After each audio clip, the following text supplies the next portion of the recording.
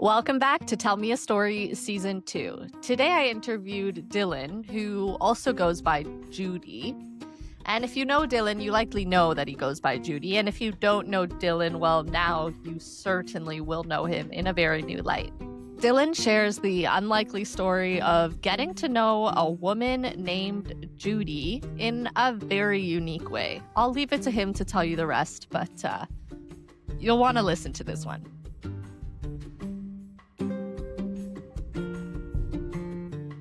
Dylan, welcome to Tell Me a Story. Thanks so much for joining me. Yeah, thank you for having me. I've been excited to be on this. I keep seeing some friends post or get featured, and thought It's my finally time. your Yeah, turn. yeah, yeah. I was wondering when I would get the invite. So There you go. Good things come to those who wait.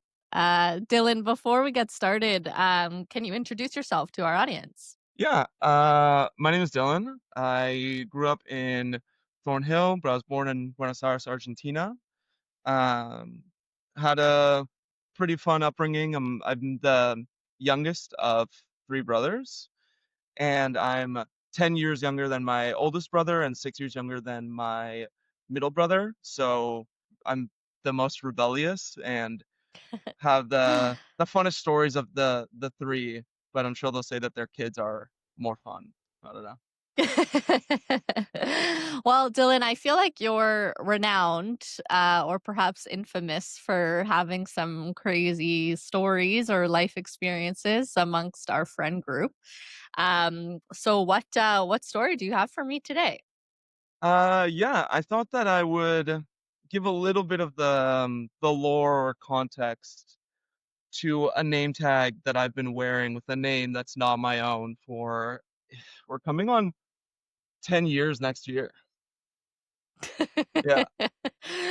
Okay, start from the beginning. Imagine this is the first time someone's seeing you right now with a big sign that says Judy in pink letters on your right chest.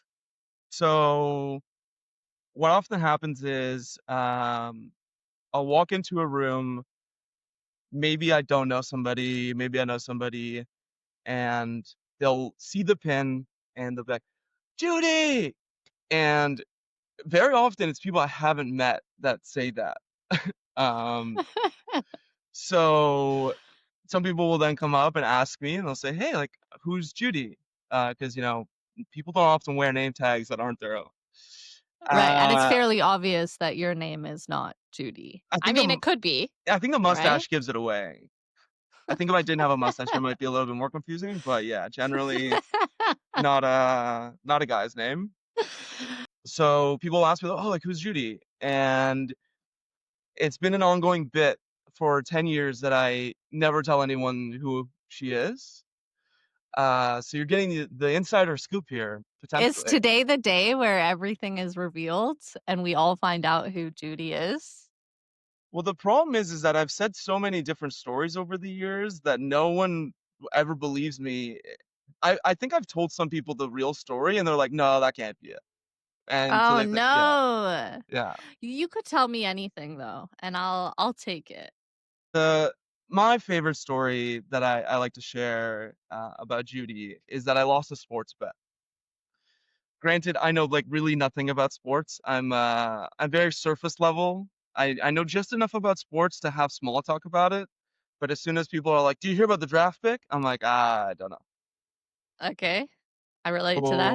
So, I started wearing it in 2016, and just around then was when Tom Brady was in this like amazing Super Bowl arc of winning Super Bowls back to back and with the Patriots.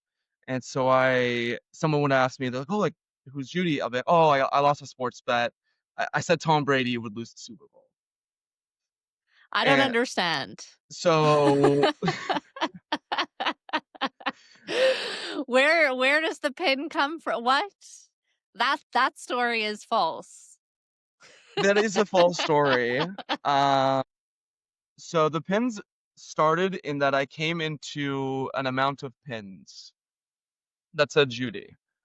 Like an inheritance An inheritance of sorts. of pins. you can say that it was divine intervention that put these pins into my hands. Wait. So there's not just one pin that you've been wearing all the time, it's multiple variations of? That is correct. I Oh, Yeah, so they're like I collector's items. essentially I treat them at a moment I did treat them as such. I started with 5. I think it was Wow. Sorry. How did you get 5 pins? this I'm trying to dodge the question, Adina. I know, but it's the I journalistic integrity of it all. Where did yeah, they yeah. come from? As where most of the things I own, it came from Valley Village.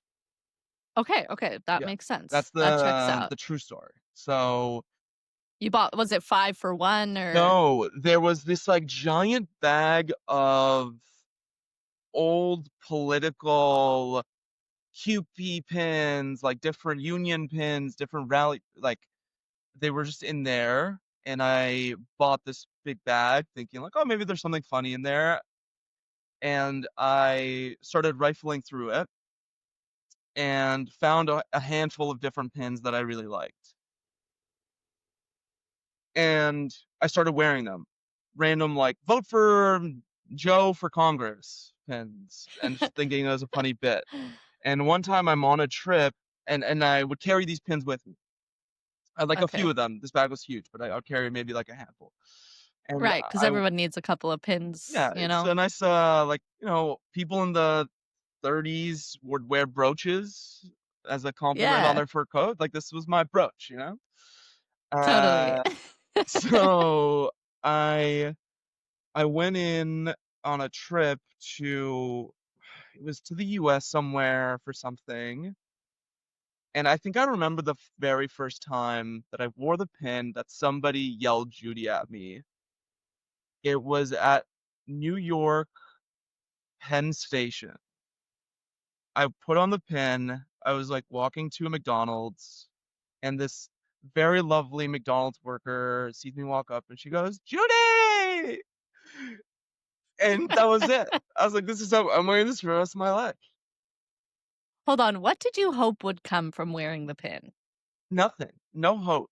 It was Just a fashion just a statement. thing. I thought it was like cool vintage. I have been wearing secondhand clothes and into like I don't see myself as someone who understands fashion. My friends, I get a lot of compliments on what I wear, purely because I wear what people don't.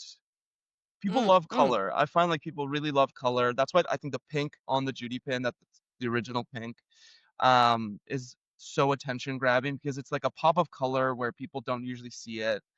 And just started wearing it Yeah, it's for different. fun. It's Yeah. it's it's it's kind of screaming for attention a little bit, Yeah. if I may say so. No, you absolutely may. I'm addicted to attention, and this it only makes it worse.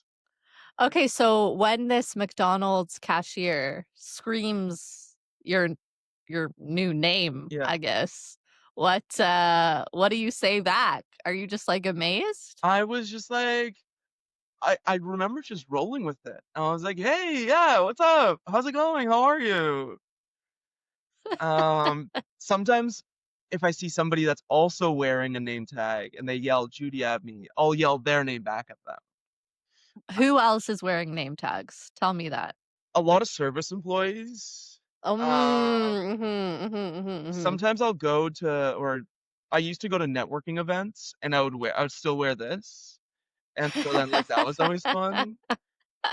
Um, and I just love the idea of wearing a name tag everywhere you go. I saw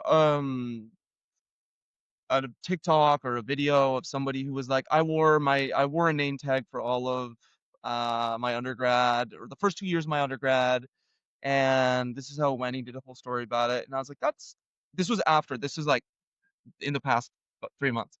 I Mm. saw it, and I was like, yeah, like that's cool, I but I think my bit is better. Like the 'Cause concept it's of not even your it's name. not my name. It's so outlandish. It's so ridiculous. When I was started doing it 10 years ago, a lot of people loved it. As I've grown into being an adult, I find that some people in the real world are like really like they don't they're like, who's Judy? Like, oh no, but oh, you lost a bet, but like, but why do you wear it? And they like really like can't grasp the whimsy and like the really Yeah. fun aspect of just I like think I it's just used to be in silly. that camp.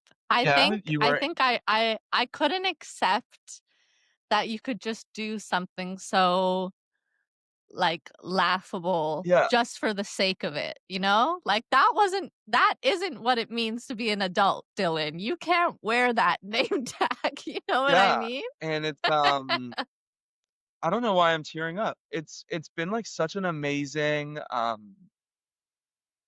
like way to meet people, and it became my personality. Like Judy was who I was when I left the house. What does It, that mean? that What does that mean? it was like still it's still me. It would give me such a confidence boost to know I'm someone that my friends know me as like very bubbly, very out there, very confident. I can talk to anybody, but I do struggle a lot with self-confidence issues. Sure. Um, and it was like such an easy way to break the ice and meet somebody, and wouldn't, they might not know my name because they call me Judy, but they know who I am, and it would feel really seen by it.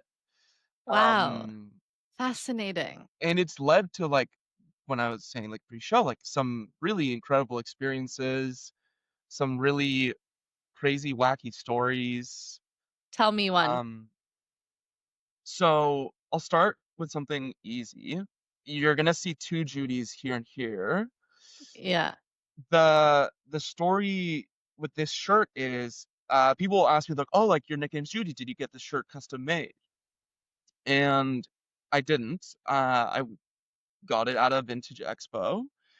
Hmm. Uh, Maria and I went vintage shopping at like the Toronto Vintage Market thing that they do at once a year.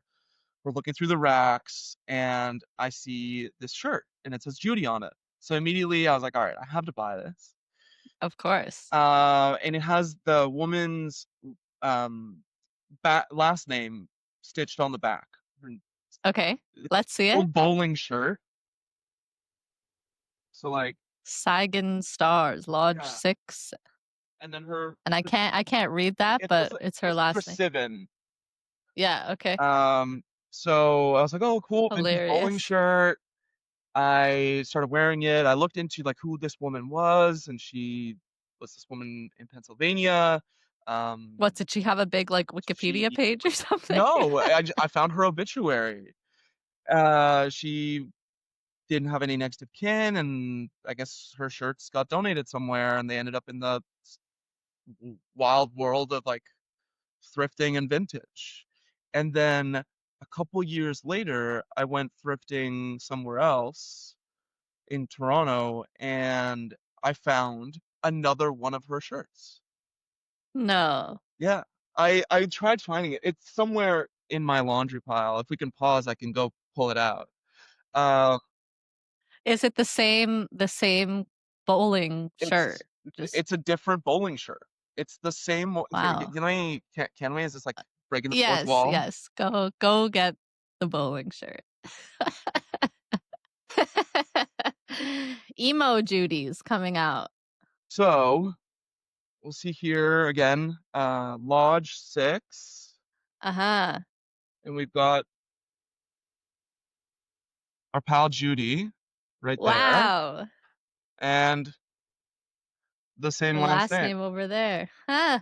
So Unbelievable. What a moment that must have been. it was like crazy. I couldn't believe it. I was like, what are the odds? You know, what stars have to align for my dumb, silly nickname to be Judy, for me to then buy a silly shirt at a vintage expo, to then find at another vintage shop a shirt that was owned by the same woman.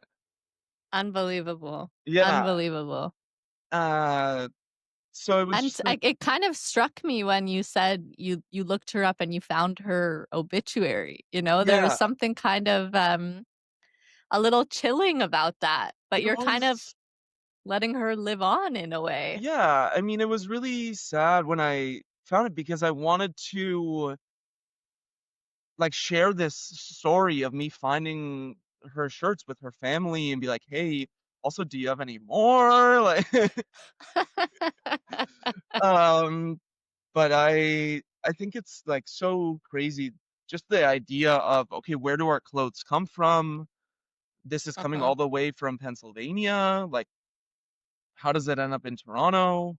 Um, but that's just, like, one of the small side stories. Another one, um, that is really fun is and this is one that I've it's, like, such a fun and crazy story in my lore that I think, like, when you can think of events that changed the course of my history, I think this is one of them.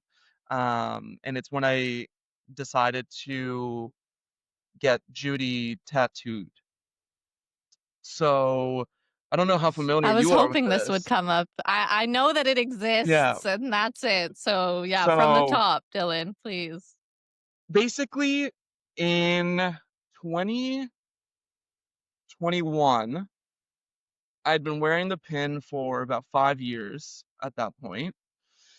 Uh, And was it like, like when you're getting dressed in the morning, is it like next to your cologne and you just like pop it on yeah, every day? Like what?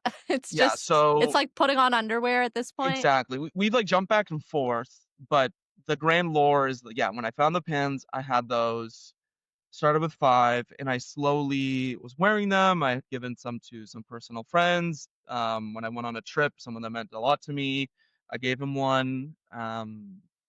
And then I was like, "Well, I'm running out." So I got 100 custom made, and I've, like, since then, it's like when, you check, you're like, "Okay, do I have my wallet, my watch, my keys, my Judy pin? Okay, I'm good." Um, and I always brought spares with me, because I would get, something would get wet, I'd have to change out the pin because it would get a little rusted, or when I did go out to, like, concerts and clubs and whatever, people would be, like, kinda drunk and literally steal them off of my chest. It happened many Uh-huh. times. So I was like, I "Okay," can like, imagine I that. always would have a backup, and that would always throw someone for a whirl. When they're like, "Oh, I took it."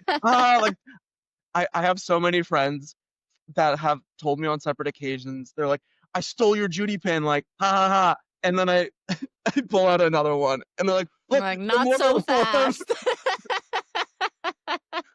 Um So I had this was 2021. I had been wearing the pin for a long time, and I was like, I want to get it tattooed. I think it's such a stupid joke, but I want to get it tattooed because it'll really fuck with people. Uh, That's so exactly what it does, like, yeah, especially for the more rational minded people. It's like, what are you doing? Why are you doing this? Like it's very hard to understand. Whereas all it really is because you are. That's the answer. Just yeah. because. It's the same reason. I mean, it's like some people put on certain articles of other articles of clothing because they want people to see them in that, or like some people wear a nice watch because they want it to be a status symbol and be recognized for it. Like I think for me it was just funny to wear and calls people's attention. It really does. So the tattoo came because it was really perfect timing because I was in Austin and I joined a Facebook group for this, like, the Austin social scene. I was visiting for some amount of time. I wanted to make friends. I didn't know anybody. uh, and just wanted to see, like, what was up. I was going by myself, like, for no particular reason. I just booked a flight and was like, "Fuck it, let's go to Texas." And Well, in you had this, Judy with you, I yes, I guess. had Judy with me. And in this Facebook group, this person posts, "If anyone wants to go skydiving this weekend, we're offering this free deal for charity or something, but you have to go naked."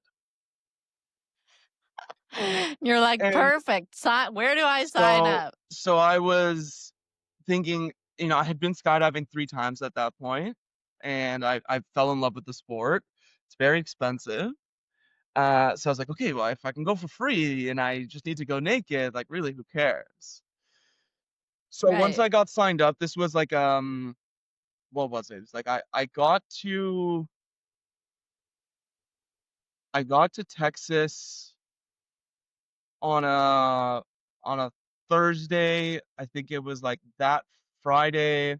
I went volunteering at a food bank because that someone in that Facebook group posted they were looking for volunteers. I had no plans. I went there, and then that following Thursday was when I was supposed to go skydiving. So it was the perfect storm for me to say like this is the time where I'm going to get the tattoo because now I have I'm gonna have an amazing photo of me in like the skydiving harness with this tattoo, and people like are Well, gonna be like, what is going explain. on? Like So you weren't gonna get the tattoo just anywhere, right? Like you want it it was in the place of the where the name tag usually yeah, so sits, I right? can So your shirt isn't typically that like open and your chest isn't usually that no, exposed. no, You no, needed the no. opportunity to be shirtless. Yes, exactly, exactly. Like if you when you're wearing the normal skydiving jumpsuit, you can't see anything. Right. Uh, So not only was this free skydiving, it was also the perfect marketing opportunity for exactly, your new exactly. tattoo. And so Okay. I should show the tattoo off now. Yes, yes, So let's this see it. is the I got it at shout out Mom's Tattoo in Texas. Uh, it took us several tries to get it right with like the positioning of the stencil because uh, I and it's like my in my brain like the Judy tattoo is like never or the Judy pin is like never straight. It's always at an angle. I always wear it like right above my like chest here over my heart. Like it got into like a weird like I was like I had a this is how it needs to be. So she put it on and I was like okay like see like it's not straight it's like slanted. Yeah. slanted just like that. Yeah. Uh Yes, it's layered, yeah, Dylan. yeah. Literally. Okay, so you get the tattoo. Don't tattoos need like a couple of days to heal and settle and all They that stuff? do. They do, but it I didn't have the time. So the next day I get the tattoo the very next day I go um I go to the skydiving a friend I was staying at a hostel, a friend of mine lent me her car and this like story is so long in and of itself. So she lends me her car. I think her name was we'll say Megan. And I go drive to this skydiving drop zone. I meet Jorge, who's gonna be my tandem instructor. He's completely clothed. I was the only naked person there wholesale. Like there was I when I was when they posted this, I was like, oh, there's gonna be a bunch of other people. It's gonna be a whole thing. No, I was like, okay, like, are you gonna make it too? He's like, no. I was like, okay, great. And what's the positioning of like the So instructor versus you? he's like this on me. Like his my butt is like on top of his like stomach, basically, I think. Uh-huh, uh-huh. He must have Um, loved that. it was so funny. We were walking. So after I got undressed, because he's like, okay, here's this cabin, like go take everything off. And I'm only wearing shoes at that point. And we walk back and I just started like cracking jokes out of like how funny and uncomfortable this situation is. Because I'm walking to the plane, it's me and him, and then there's a crowd of people waiting to watch me get on the plane. Are and you're butt naked, I'm like nothing left completely to the yeah, no, there is imagination no, except for there's the nothing. shoes. I'm like yeah, I'm walking, I'm like holding um my front to have a little bit of modesty. And you say And that you suffer from social anxiety. I'm not sure yeah, no, no, not that's social anxiety, self-confidence. It's very different. Oh, pardon me, pardon Yeah, me. Okay. yeah. So there's just like a group, and it's like a bunch of women there who are like, "Yeah, we wanted to see this happen." I was like, "Okay, great." Insane. Um, so we get on the plane, and yeah, the whole time we're just cracking jokes. My bare butt's on this like really cold metal seat on the plane, and we're getting ready to jump, and we jump, and it was amazing. Honestly, I've been skydiving 4 times total. That was, like, the best experience of Where all of did the straps go around your body? it went like a rock climbing strap. So it's like it cradles everything except, And do um, you think they sanitized that afterwards or I'm there's no chance. No. No, they absolutely did not. Noted. Okay. Yeah. So you got the picture midair of your naked So chest with your brand no, new tattoo. what's Mm. so funny, so Jorge had, like a GoPro on his arm filming me from the front, or my face mainly. And then there's another skydiving instructor that had a head-mounted camera and was filming me from like in the air. He was seeing it all. Of anybody who was like seeing anything that day, it was him. And then they You must have lost paid the good money for that. footage. Yeah, they lost the footage. So I was like leaving, and I was like, hey, like I'd love to get the footage of this, obviously. He's like, yeah, like we'll send it in a couple of days when we process it all. I messaged in a couple of days. I was like, hey, like, do you have it? They're like, oh no, we're still doing something. Weeks go by, weeks go by, weeks go by. And then after about a month, he's like, yeah, at this point, we don't have it because the hard drives reset and delete old footage Uh, so that we don't hold on to too much footage. oh no. Which is totally fine for me, but I feel bad at the guy who had to skydive and then film my junk for 1,500 meters or 15,000 meters. Unbelievable. Yeah, Judy preferred to keep things a little modest, I yeah, guess. Maybe yeah. that was her I divine intervention kind of thing. yeah, yeah, yeah, for sure. And so that one was really fun. Like I did that. It was really great. And then I was driving back from that trip, going back to Austin to drop off my friend's car. And I am a big fan of Tito's vodka. It's distilled in Austin. Given the current tariffs, I'm no longer a fan, unfortunately. But at the time, I was a big fan, and I bought my friend a bottle of vodka to thank her. So it's in the Mhm. back of my car, her car, brown paper bag, as they do. And I'm right about to pull into the parking structure, and I need to make a left turn. And there's a police car right in front of me. And Austin is full of one ways, and I'm like, oh, is this a one way? I see a police officer. I was like really nervous. I couldn't tell. So I was like, okay, like they would tell me or honk or flash the lights if I couldn't turn left here. Mhm. So I make a left. And immediately I hear the sirens go off. Yeah. And they pull me over. I was like, oh crap. Uh, uh, So he pulls me over. He's like, hey, like you turned the wrong way into a one way. And I was like, oh, like I'm so sorry. I told him what I just told you. Like I wish I didn't know. I wish you'd give me a sign. Uh, and he's like, yeah, well, I need to see your license and your registration and whatever. And I told him, okay, like here's my passport and here's my license. I'm Canadian, driving a friend's car. I don't know where her registration or anything is. The glove box a mess. Trying to call her, get her insurance paperwork. He's in his car. He's doing his thing. He's doing his thing. He comes back, and he then comes once he's taken it. He comes back and he says, "Oh, like I noticed a bottle of alcohol in the back seat of your mm, car. I need you to mm. lower the window and I need to see it." And I Oh was like, "Okay, God. like yeah, totally fine." I It's said I sealed, bought this. right? Like Yeah, I it's bought this as a yeah. gift for my friend for lending me the car. I just went skydiving. I told him the whole story, and he's like, he okay, grabs it and he pulls it out and he looks at it and he goes, "Oh, Tito's. Like you're Canadian, but you know Tito's? It's it's made in Austin, right?" I was like, "Yeah, like I love Tito's." And he goes, "Oh, like if you like Tito's, you should really try Little Rock Distillery. It's in Austin. It's not too far from here. If you have time during your trip, you should go check it out." So at that point, I was like, "All right, I'm not getting a ticket today. Like we're fine." I mean, Meet him at the bar later yeah, tonight, yeah, you know? yeah. And so then we go. He goes back to his car to finish running a background check, and I'm thinking back like, oh shit, I had one speeding ticket when I was 17. Maybe I'm fucked here. I don't know. Uh, and he goes and he comes back. He's like, I'm gonna give you a warning, and you're fine. You just need to make sure you have the insurance, this and that.